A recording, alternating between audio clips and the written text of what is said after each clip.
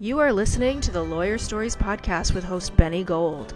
Lawyer Stories was founded in July 2017 on Instagram and is an expanding global network of lawyers and law students sharing their personal journeys to the noble profession of the practice of law.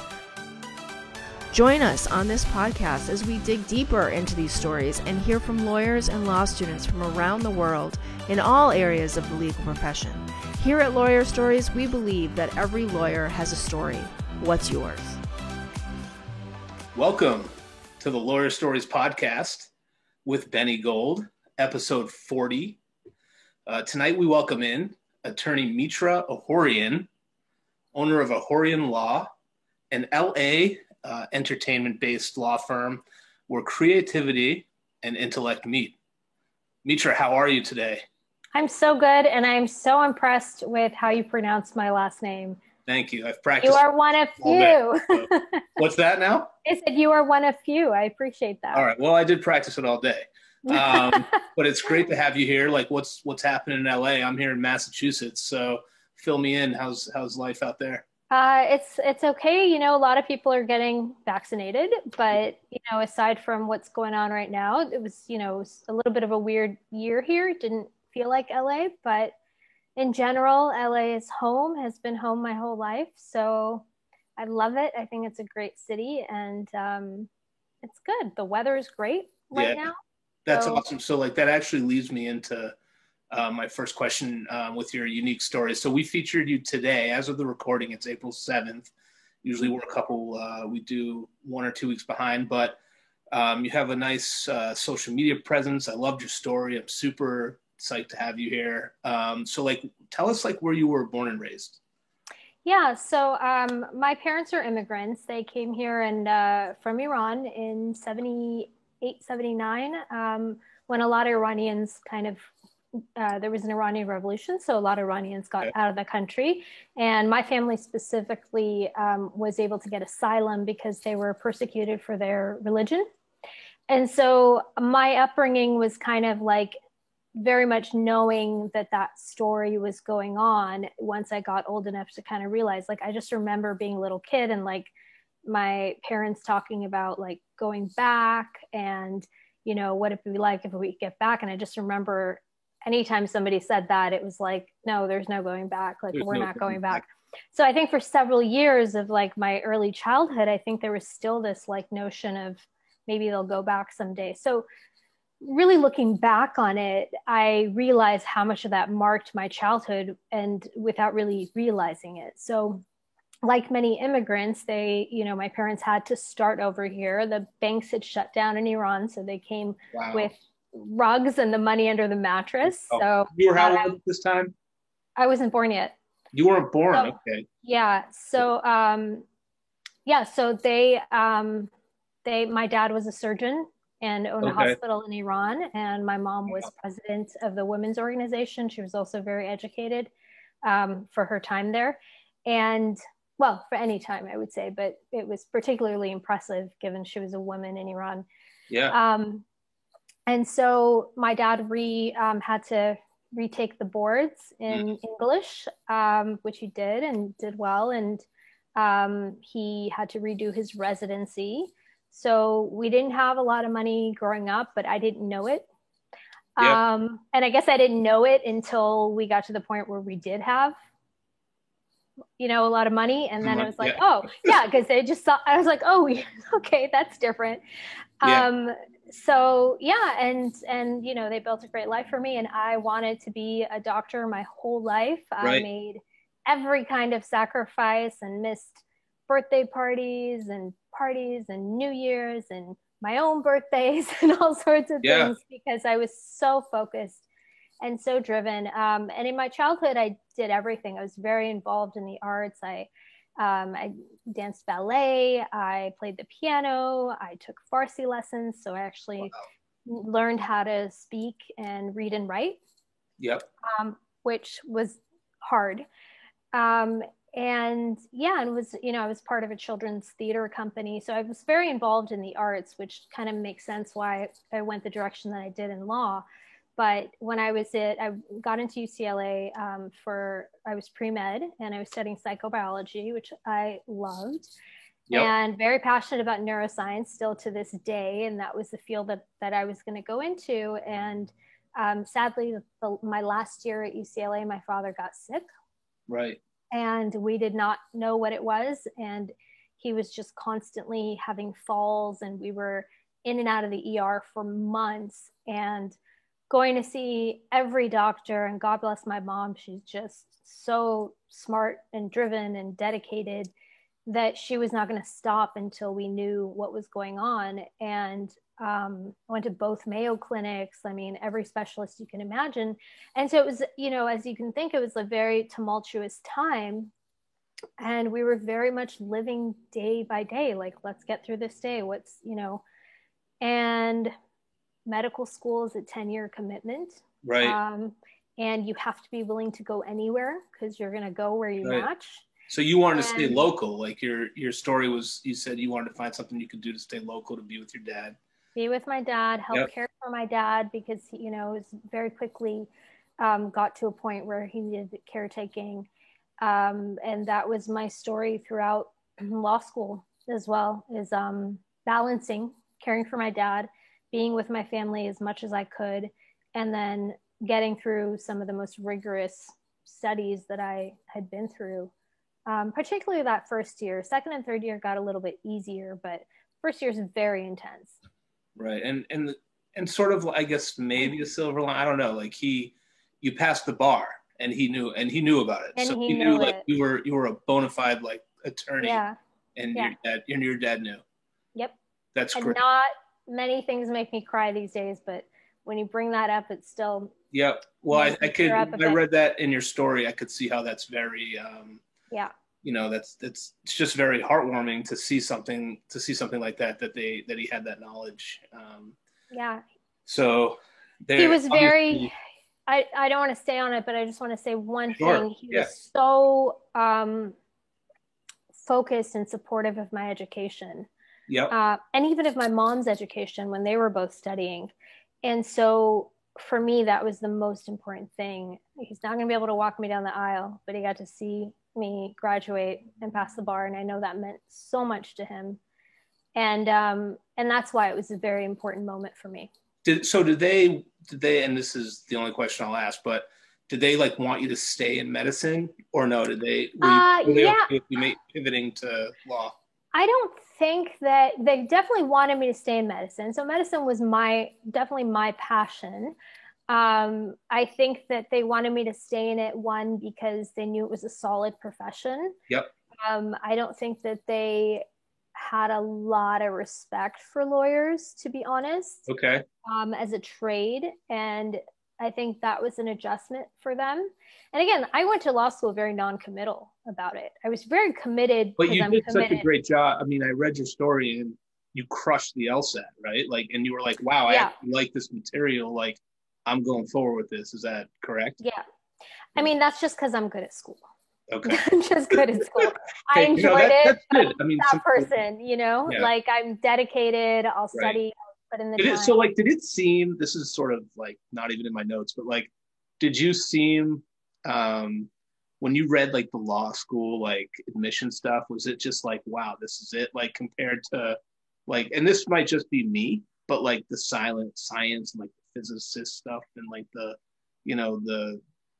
all the other stuff you were studying, did it kind of seem like, wow, this is like not so bad? It was definitely like, oh, this is kind of cool. But the LSAT is very different from the LSAT's critical thinking and logic games and all of that. So it was more fun. When you get to law school, more fun. Okay. Not for all of us though, Mitra. Listen, by comparison, trust me. All right. That was fun. Okay. But law school is definitely, and maybe it's challenging for everyone, but those were the hardest years of my life personally. Okay. But that first year is definitely adjustment. It's a different kind of learning. It's a different kind of thinking. And to jump into law school, but I have a question to ask you about your pre-law school, but to jump into law school while you're there, you went to Loyola Marymount? Yeah. So Loyola Law School. Yeah. Right. So and you were at UCLA before, but like what was the most like difficult, challenging thing about law school for you? That first year is very rigorous for everyone. They make it Yes. to kind of weed out the people that don't want to be That's lawyers. right. And somehow they didn't weed me out. So Have you ever heard the thing where they say, like, where they get the whole class in there the first day and they say, look to your right, look to your left, like the person on your left or whatever isn't going to be here by the time you graduate? You've heard that whole shtick? I have heard that. Okay. I heard that. That was definitely in our Okay. our orientation speech. But you know, what, but it's really, true. they still use that? Wow, that's Yeah, crazy. it was That true. And we had another funny one of our one of the students that was like a couple years ahead of us that I think was graduating that year. He gave one of our orientation speeches, and his was awesome. He was like, take a look at the person to your left and to your right. Okay. You know, and no, what he said was, they're going to become the most attractive people to you in the next few months because they're going to be the only people you see. So I never forgot that. That's funny. Yeah. And you don't see anyone for a year. You really No, don't. you don't. Well, if you're very committed, that's a great way to be. And obviously you were, and your parents were obviously very proud of you because, you know, as we go through your story, we see what an impressive person you are. So tell me about before you went to law school, you had some advice from a family friend. You went out to lunch. They were probably like, hey, come out to lunch. I'm a judge. I'm going to tell you how it is.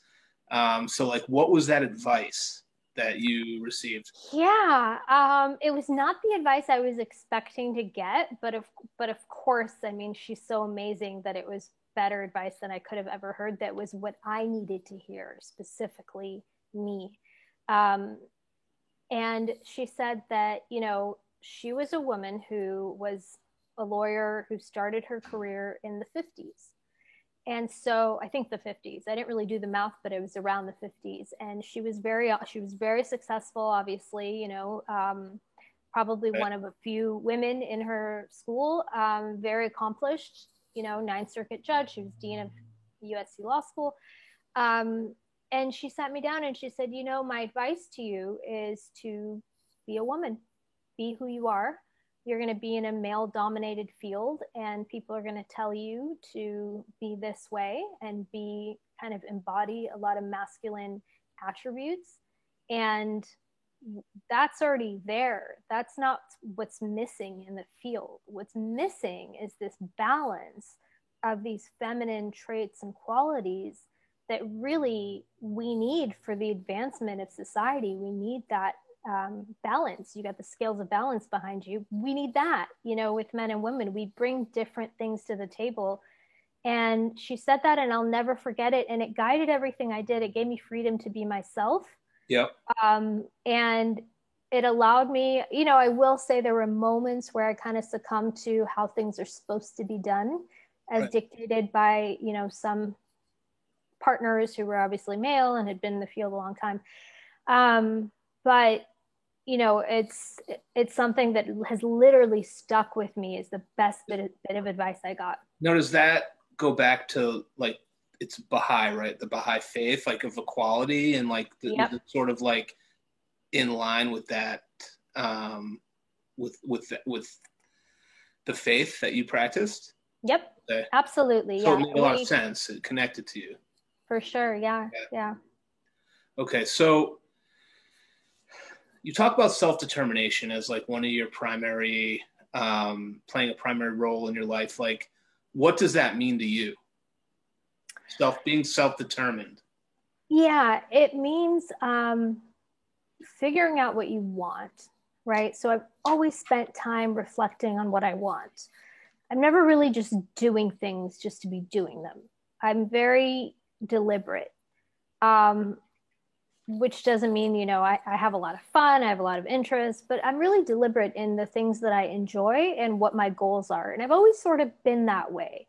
And so that self-determination is almost like a confidence in what you want to do and that you're going to figure it out, whatever that takes. And also, you know, being willing to learn. I kind of call it a humble confidence. Okay.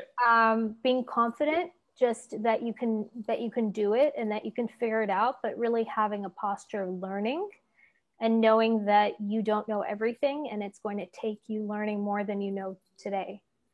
Okay. So that's where that determination comes from. It's just having goals. Okay, so that's pretty interesting. So like, what was your first job at a law school at a Loyola? Like, what do you remember? Like your first legal job? Like, because obviously, we're going to get into your firm in a moment and like what you're doing with entertainment because it's super interesting, and I think a lot of people really that's something that a lot of people are interested in. Like, but what do you remember your first job? Did you go right into your firm? Yeah. So I was obviously mourning that year. So it was, Okay. a lot of hiding in the bathroom, crying and coming back out. So a little bit of a blur, but there are things that I remember well. And one of it was I felt very out of place. I got the highest paying job at the best firm that I could get to. And that was what everyone did out of law school. And it was what And you do. well, I mean, that's what some people who can achieve that do. So you Right. obviously did very well in law school. Well, I actually wouldn't say I did very well. I didn't do as well as I typically do because I was Okay. facing a lot of personal stuff. So that Okay. was also an identity challenge for me, is kind of adjusting to that and also knowing who I am and what I can do despite not being at the top of my class. Okay. Where I'd always been at the top of my class. So it was an identity adjustment. But I took, the best job that I can get at the, best firm that I could go to, and was doing a lot of junior level work. I wanted to go into patent law because it made sense. I Mhm. had a science degree. I have a science degree, and Okay. most lawyers don't. And you have to have a science degree to even sit for the patent bar. There's a second bar exam Wow. for it. And There's a second bar. So do you have to take like the regular bar, the baby bar? I heard there's like a baby bar in California and then like a patent bar. Is that the baby bar, you might be referring to something that lawyers that are licensed in other states have to okay? take when they come here. So they get to skip, I think, one Uh, day of it. maybe. Oh, maybe. But Okay. I haven't read yeah, about it in like years, but this was a while ago.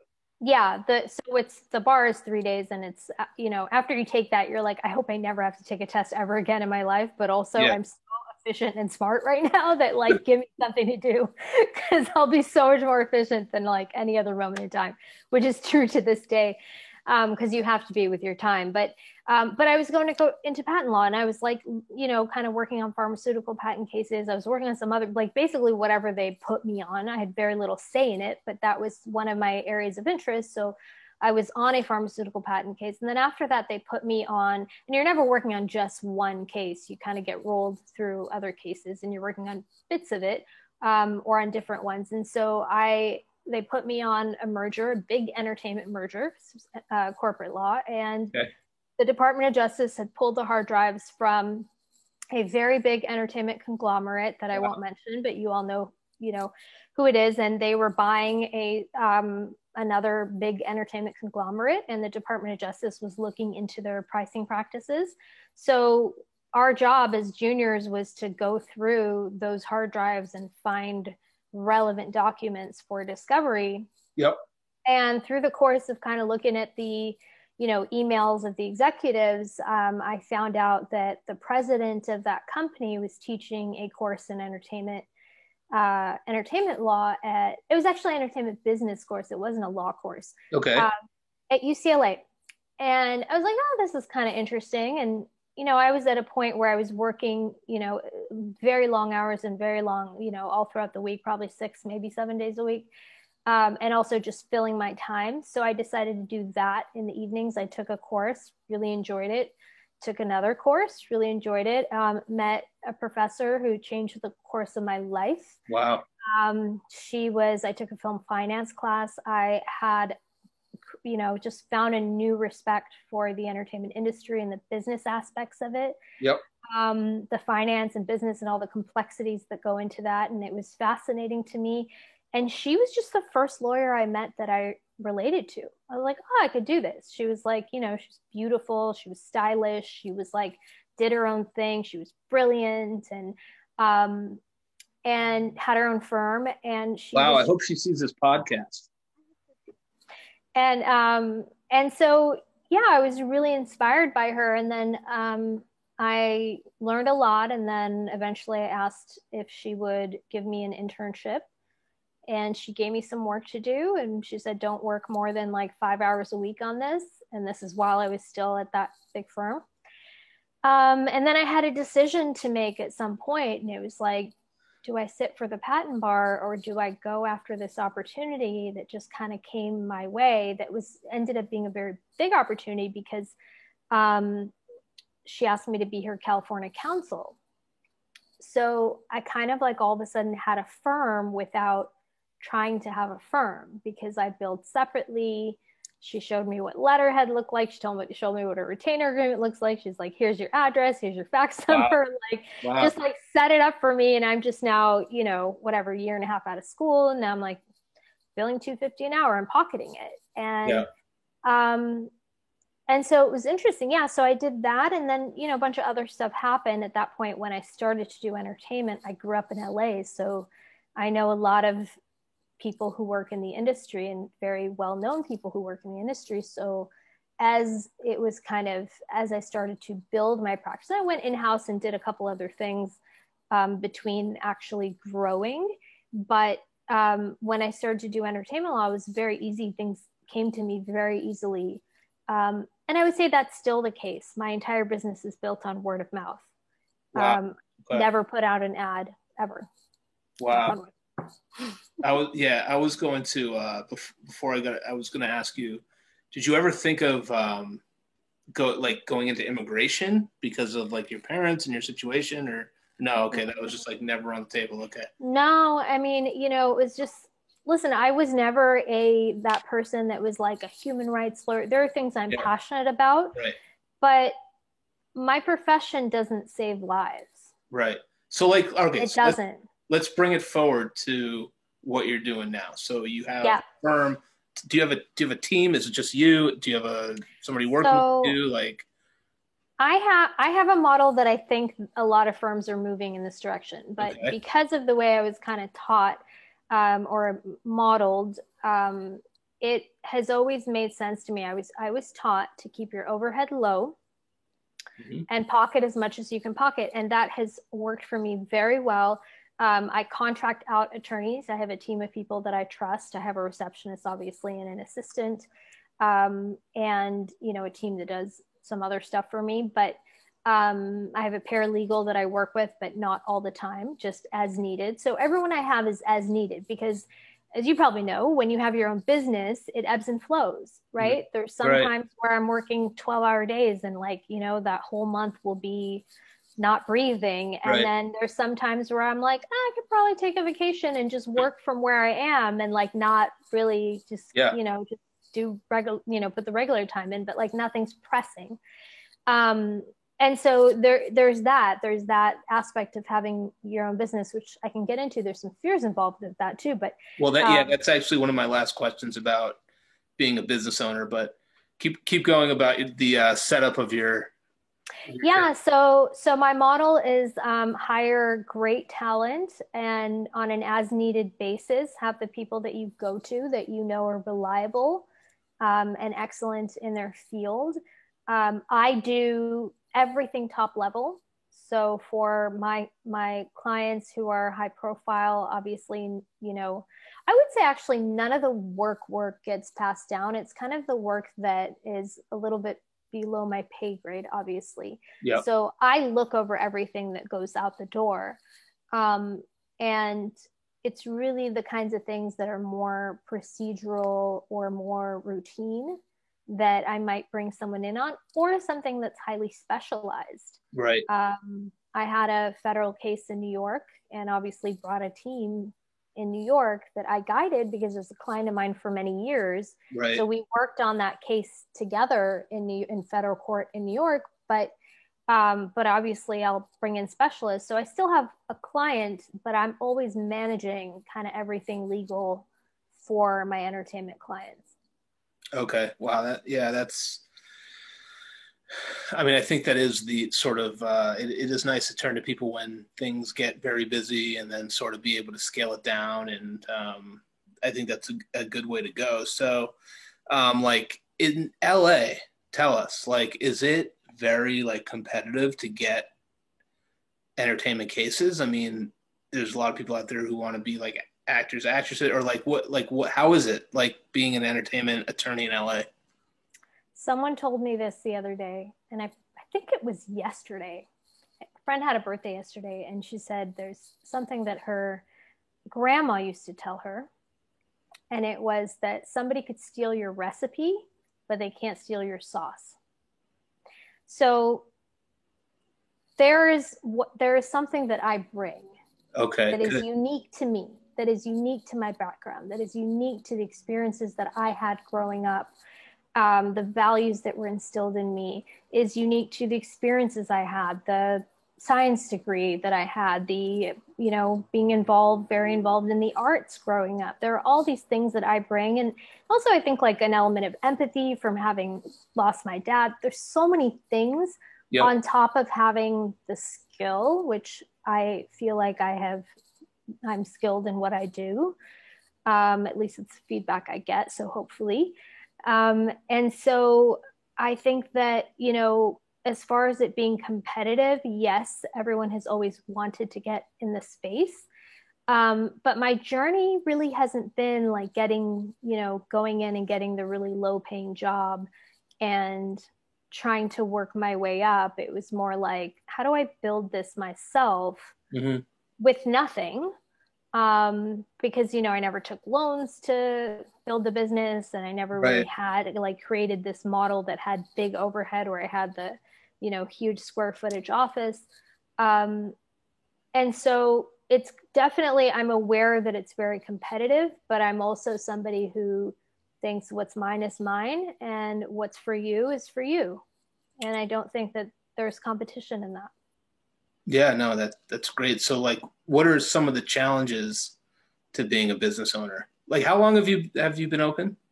I don't even know, to be honest. Okay. It's kind of an interesting, I had an interesting trajectory because, as I told you, about a year and a half out, I had this opportunity that came to me, and now I have a firm, but I was never really trying to have a firm. I didn't even have a website.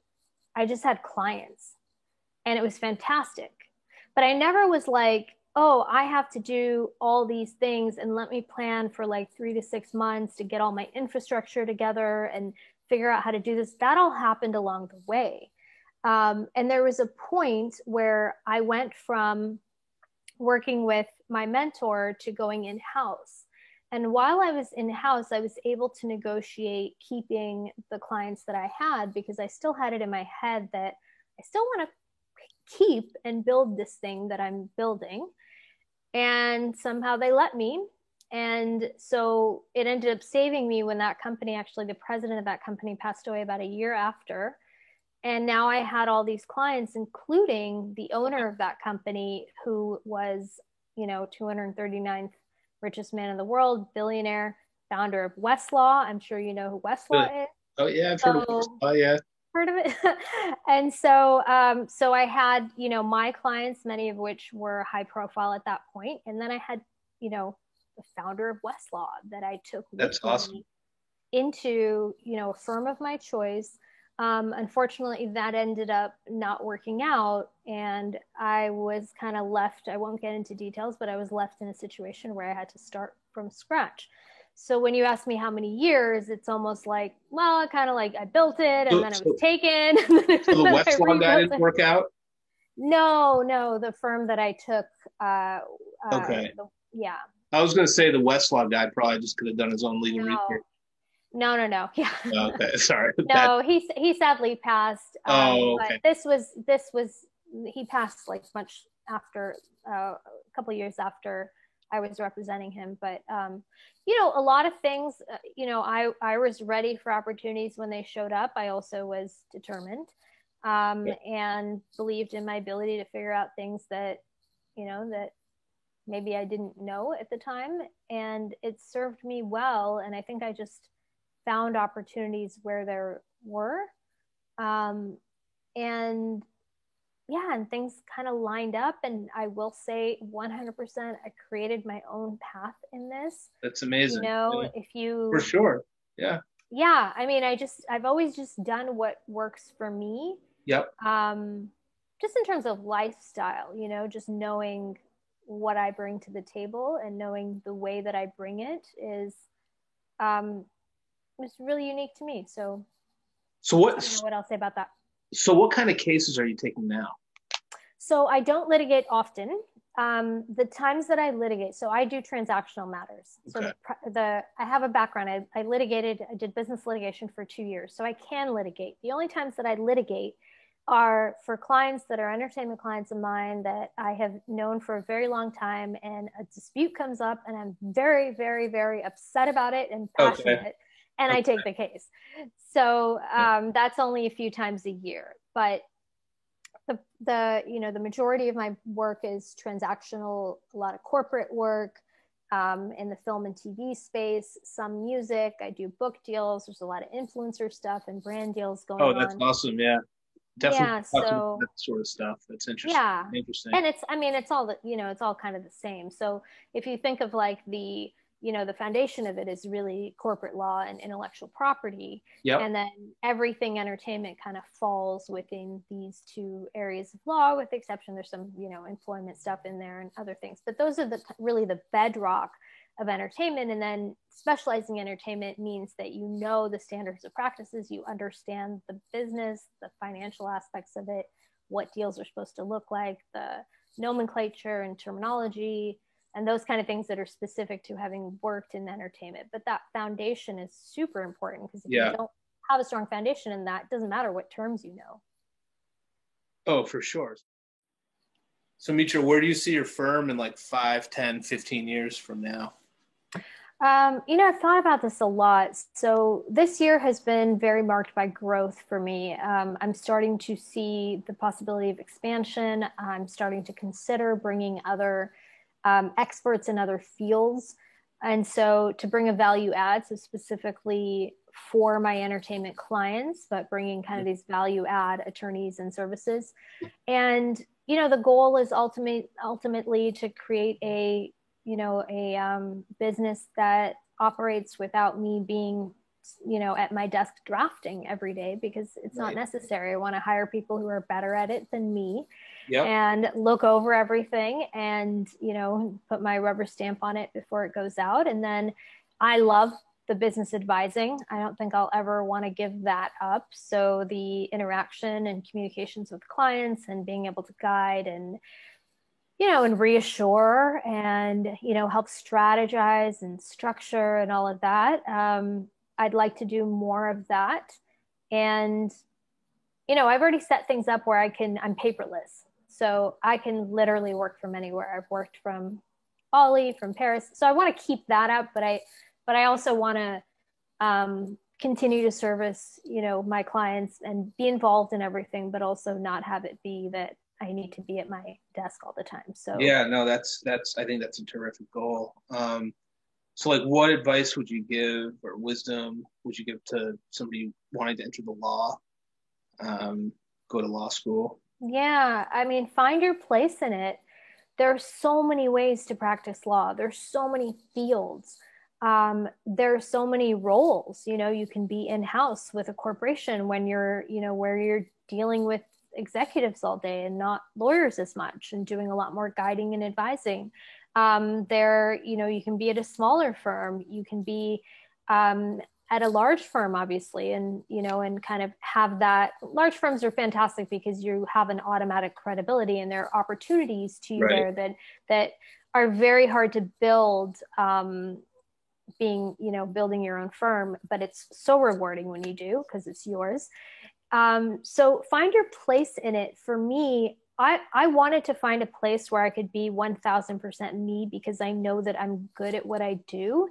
And being in an environment where someone wanted me to do things a specific way didn't always serve me. There's a difference between learning and kind of being told that it has to be this way. So for me, there was that. For me, there was also a lifestyle that was me. That relationship with my clients is super important. I'm not, like a PI attorney that you go to once and never see again. Right. My clients have been with me for years. Well, I saw on your Instagram, you might've had some athletes. Like, I'm a big NFL fan. I think on the Broncos. Like, I'm only saying it seems public and it's on your Instagram. I don't say his name, but yeah, Broncos. Sorry, I don't know. He won a couple Super Bowls. We can cut that out if you want, but no, it's fine. I'm a big NFL fan, so that's cool. So when you talk about like the ongoing client relationship, I think that's something that's really important. It's very important to me. I didn't know, here's the thing. I didn't know the things that were important to me until I did all these things that I was like, I don't like this, Well, that's the thing. Like, I think people should try, like, if you're right out of college, you have to try a lot of things to figure out what you don't like. Cause then you can sort of just get rid of that and like go, you got to try a lot of things in life. Yeah. And you don't know what it's going to be until you're in it. You really don't. Right. I mean, it's really interesting in that way. And even, for me, it was also like, okay, I don't want to be at a firm where I have to wear a suit every day. I don't want to do that. I don't want to be somewhere where there's a hierarchy that doesn't have a sense of like teamwork and learning. There were certain environments that I didn't thrive in because they're just, at some point you have a moment. I had a moment where I looked around and I was like, is this the life that you dreamt of and wanted for yourself? Right. Is this what you want your life to look at? And that was like a very wake up moment for me, because it was like, no, I want my life to look like that. And I want to be able to do this. And like, I want to have this, and I want to interact with these kinds of people. And that was that moment for me where I saw that. I just saw that like, this is my life, and it's not aligned with how I always envisioned my life as a little girl. So sure. I think that just like being true to yourself and finding your place in the law. There's a lot of places that you can, areas you can practice in, and you just got to find what works for you. Yeah, that's good. Don't let the fact that you hate one area of the law make you think that you hate law, because there will be, I promise, some area that you will find fulfillment in and enjoy. I love that advice. I think that's like great advice. Like, if you hate a class in law school, like, there's so many things you could do. There's so much out there that you might be interested in and that might suit your personality. You went to law school for a reason. There's something there for you. Yep. So Mitra, is there anything else that we missed today that you want to tell the Lawyer Stories community, or at least how can everybody get in touch with you? Obviously they could ask me how to get in touch with Mitra, but what do you think? What do you have? Well, the only thing I'll say is, because this is kind of, one of my current initiatives right now. I created and used to teach a course for the LA Film School in Entertainment Business Essentials. It was fantastic. A lot of work. I was lecturing 12 hours a night, like a week. So it was a ton of work while I was building my firm, but I knew I always wanted to give back. So I'm no longer doing that, but in its lieu, what I have been doing is legal tip videos on my Instagram. Okay. Cool. So whoever wants to go there on my Instagram, it's Mitra, ESQ. And if you find it useful or like me or find it entertaining, feel free to follow. But that's something I'm putting, time and energy into, and it takes time and energy. So yeah, for sure. And so if anyone wants to support that, if you ever want to tag Lawyer Stories, we'll put those in our stories too, so everybody. Oh, awesome. Okay, cool. For sure. Okay, so how can everybody? So they Mitra ESQ on Instagram. Mm-hmm. Yeah. So be sure to reach out if you have any questions, or if you have questions, contact us, Lawyer Stories, lawyer_stories. On Instagram. Is that anything else, Mitra? Yeah, and that's when you go to my Linktree, my bio on my Instagram, it'll take you to my blog, it'll take you to my website, all that good stuff. Very good. Well, I really enjoyed our talk today, and I appreciate you coming out and spending time with us and sharing your story with the Lawyer Stories community. This was a lot of fun. I really appreciate you having me on. So of course. I really enjoyed it. Great. Stay right there. And everybody else, thanks for tuning in. Go hit us up on Instagram, send us a message. Let us know what you thought. Wherever you are in the world today, enjoy yourselves. Cheers.